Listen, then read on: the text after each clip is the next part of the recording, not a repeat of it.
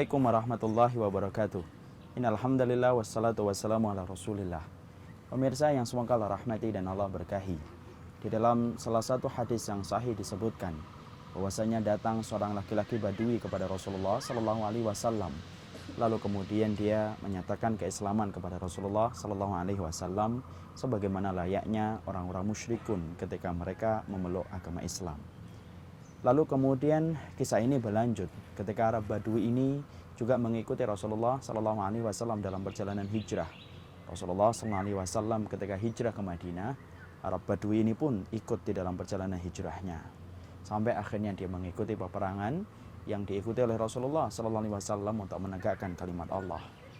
Yang menarik adalah ketika dalam pembagian ghanimah, Rasulullah Sallallahu Alaihi Wasallam menitipkan ghanimah yang dia berikan kepada Arab Badui yang tadi kita ceritakan di awal kisahnya, bahwasanya Rasulullah menitipkan kepada para sahabat memberikan ghanimah tersebut kepada Arab Badui. Arab Badui ketika menerima ghanimah tersebut, Arab Badui bertanya, "Ma hadhihi?" Apa ini? Maka kemudian Rasulullah, para sahabat menjawab, "Hadhihi ghanimatun qasaman nabiyyu laka." Ini adalah ghanimah yang dibagikan Rasulullah kepada dirimu karena kamu ikut di dalam peperangan, kamu mendapatkan hak untuk mendapatkan ghanimah. Maka ternyata Arab Badui tersebut tidak senang dengan apa yang diberikan oleh para sahabat yang merupakan titipan dari Rasulullah SAW. Diambil ghanimah tersebut lalu dibawa kepada Rasulullah SAW, lalu dia bertanya, "Ma hadhihi ya Rasulullah?" Apa ini ya Rasulullah? Lalu kemudian Nabi menjawab, "Hadhihi ghanimatun qasamtu laka." Ini adalah ghanimah yang aku bagikan kepada dirimu. Arab Badui ternyata tidak suka dengan ghanimah yang diberikan oleh Rasulullah SAW. Bukan karena pembagiannya, tetapi dia pada hakikatnya tidak ingin mendapatkan ghanimah. Diserahkan ghanimah itu kepadanya, lalu kemudian dia berkata, "Ya Rasulullah, bukan karena ghanimah ini saya mengikutimu, beriman kepadamu dan berperang di jalanmu. Tetapi sesungguhnya saya ingin di dalam peperangan yang saya ikuti setelah saya beriman, saya ingin supaya saya mendapatkan syahid di jalan Allah, lalu mendapatkan tombak yang mengarah kepada leherku, lalu aku terbunuh, mati syahid di jalan Allah Subhanahu wa taala." Rasulullah sallallahu alaihi wasallam kemudian menjawab singkat apa yang disampaikan oleh Arab Badui tersebut, "Intasdukillah yasdukka." Kalau kamu benar niatmu semata-mata karena Allah, pasti Allah akan menyampaikan niatmu kepada apa yang kamu inginkan.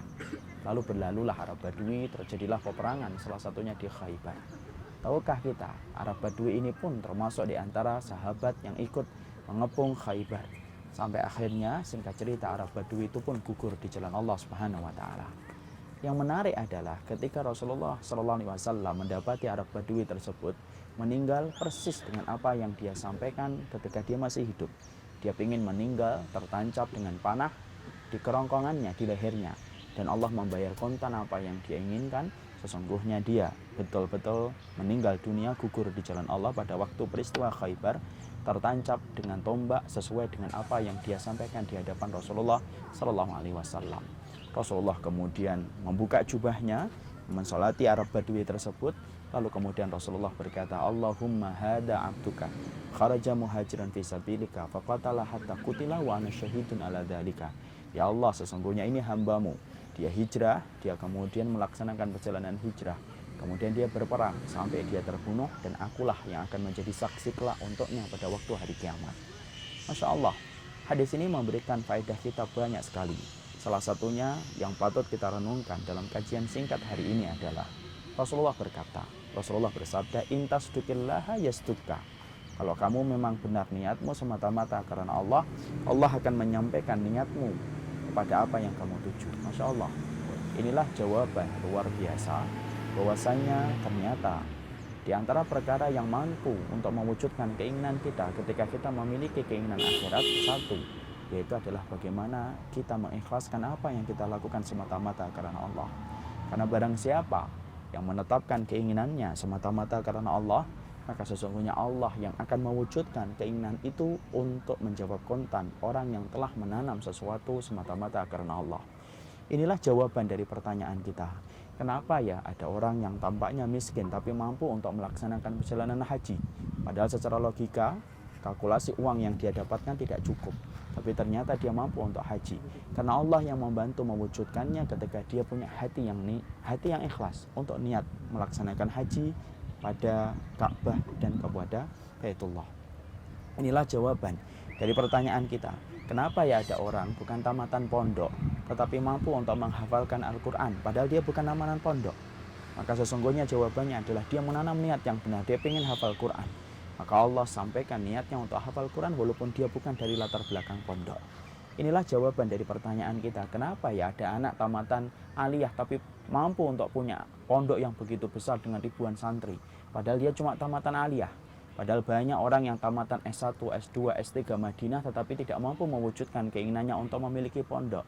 Semata-mata tadi anak aliyah tadi ketika punya hati yang ikhlas untuk memiliki pondok, dia tanam itu, dia pupuk keinginannya di dalam hati dengan ikhlas, Allah yang mewujudkan semua keinginan akhirat tersebut. Inilah yang menjadikan kita memahami betul betapa luar biasanya niat yang benar.